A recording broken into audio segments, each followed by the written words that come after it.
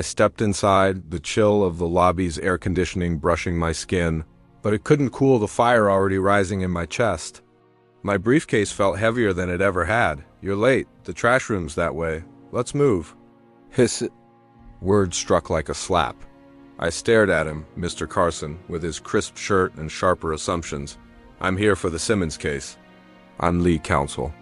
For the briefest second, the corner of his mouth twitched, smirk faltering as if he realized the ground under him shifted.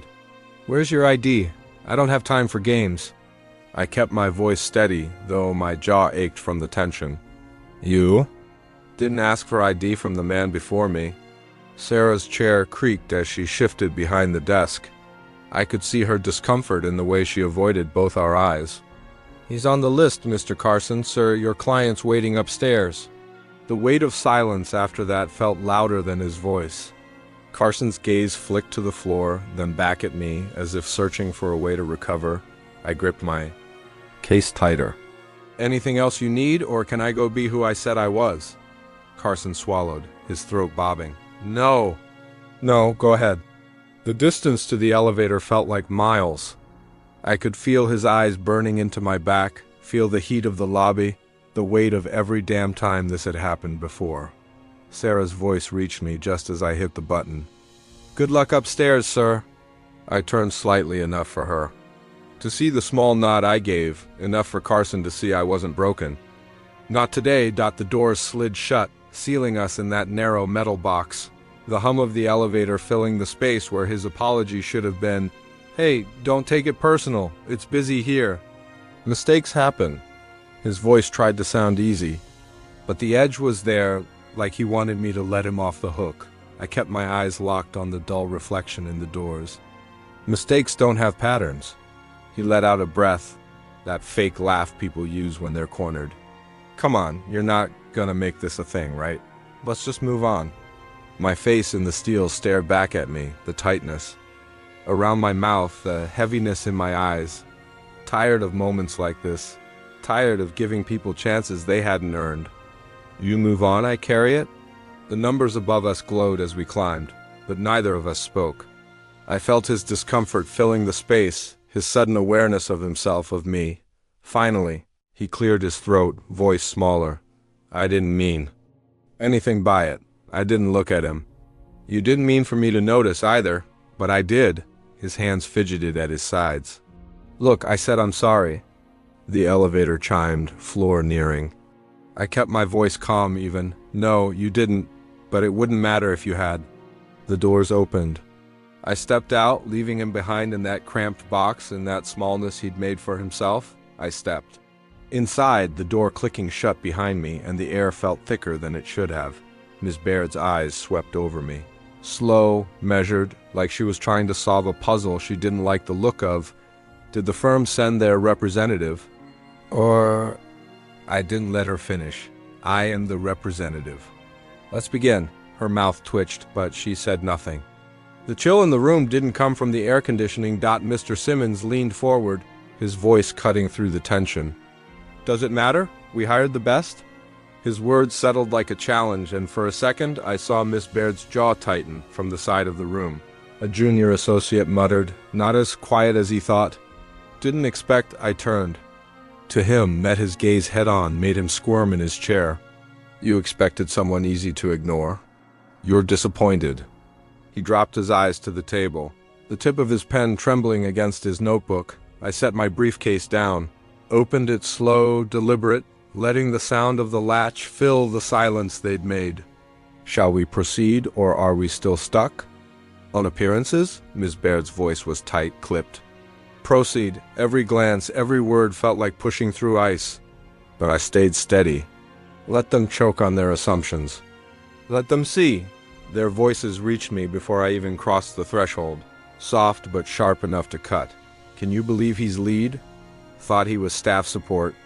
The sting of it wasn't new, but it burned just the same. I stepped inside. Every movement deliberate, the kind that makes people aware they've been heard. I set my coffee down on the counter, slow, steady. You can say it to my face. The room froze. Ms. Baird straightened, her smile tight, practiced. "Just, surprise." It's not common. I didn't let her finish, the words already sour in my mouth. No, it's not common here because people like you don't expect it. That's the difference.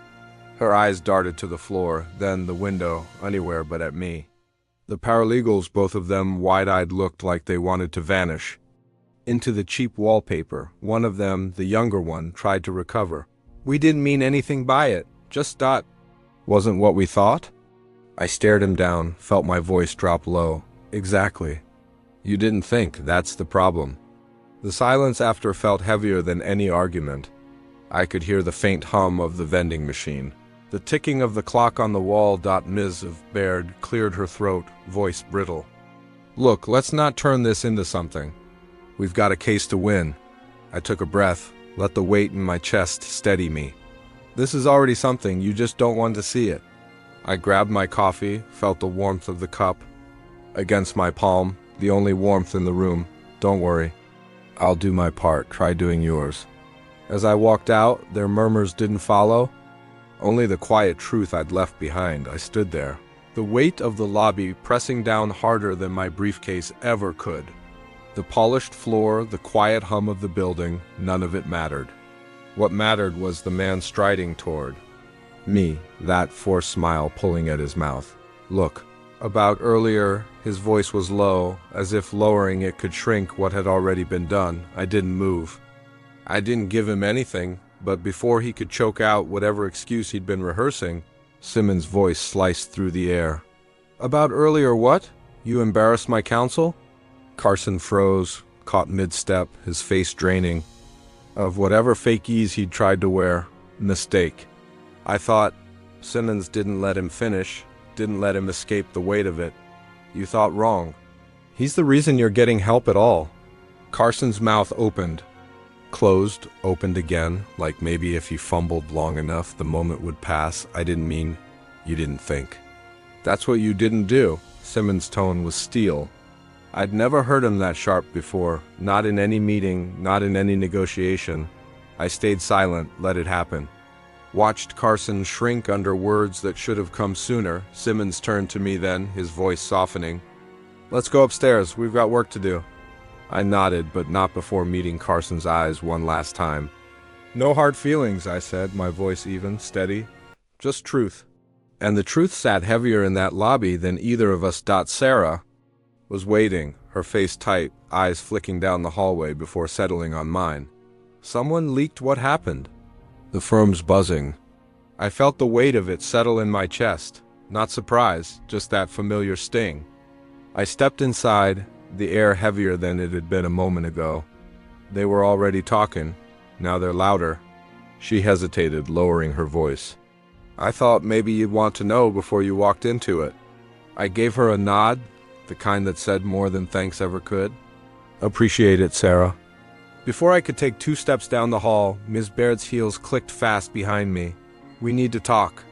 I stopped, turned, met her gaze without blinking. I'm listening. Her voice was low but sharp, each word measured. This isn't good for the team. People talk. It looks divisive. My heart thudded once, hard, but I kept my tone calm, steady. Looks? No, it is divisive. The problem isn't that people know, it's that it happened. Her mouth opened like she had a comeback ready, but nothing came out. The silence stretched, filled with everything she didn't want to admit. Finally, she tried again, voice brittle. We all have to work together. This tension doesn't help. I let out a slow breath, felt the fire behind my words before. I spoke. I'm not the one who made tension. I'm the one tired of swallowing it. Her eyes darted to the office doors, the glass walls, as if hoping no one was watching, as if the truth could be hidden behind frosted panels. Just be careful how you handle it, for your own good. The words hit harder than she meant them to, or maybe exactly as she meant them to, for my own good? I echoed, voice dropping low. You mean for yours? She didn't deny it. Couldn't. I stepped back, gave her space she didn't deserve. Don't worry, I've handled worse. As I walked away, I felt the eyes on me. There's the buildings, the systems, and I kept walking.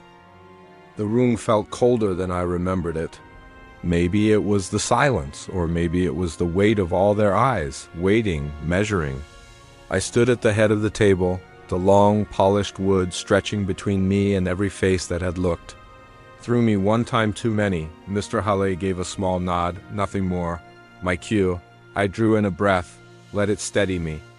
I want it clear. What happened wasn't a misunderstanding. It was disrespect, and it's not the first time. My voice didn't shake, it rang out. It stops now. For a second, no one breathed. Then the murmur of a chair creaking someone. Shifting uncomfortably, a voice, quiet but certain, came from the far end of the table. He's right. I didn't look to see who said it. I didn't need to. I felt the shift in the room. Heads lowered. A few faces turned toward me, meeting my gaze, some ashamed, some trying to muster courage they hadn't found before. I let the silence work, let it stretch long enough for the truth to settle where excuses used to be. No more jokes behind backs, I said the word sharp. No more assumptions about who belongs here and who doesn't. No more silence when it happens. Because silence helps no one but the one doing harm. I watched Mr. Halle, his jaw tight, hands folded on the table. This isn't about making anyone comfortable, I added, softer now, but with no less weight. It's about making it right. He cleared his throat, looked around the table, met every eye in turn. We change, he said, voice firm. Today. There was no applause, no cheers, just that heavy, needed quiet, and maybe, for the first time, it felt like something real might follow. I saw him before he reached me, slower now, smaller somehow. The man who once barked orders at shadows, now too aware of his own. Carson stopped a few feet away, hands at his sides, no swagger left, no mask to hide behind. I'm sorry. His voice didn't carry like it used to. I watched him, watched the weight of those two words fall between us. It wasn't enough, but it was more than I expected. My chest felt tight, but steady. I nodded, slow, deliberate. Don't look away next time. He opened his mouth like he wanted to say more, but nothing came. And this time, I noticed, no one looked away. The people who had hurried past before, who'd kept their eyes on their phones, on their feet, on the floor, they watched. And in that silence, in that stillness, I felt something shift. I didn't smile. I didn't need to. I turned, the quiet following me, and stepped forward, this time on my terms.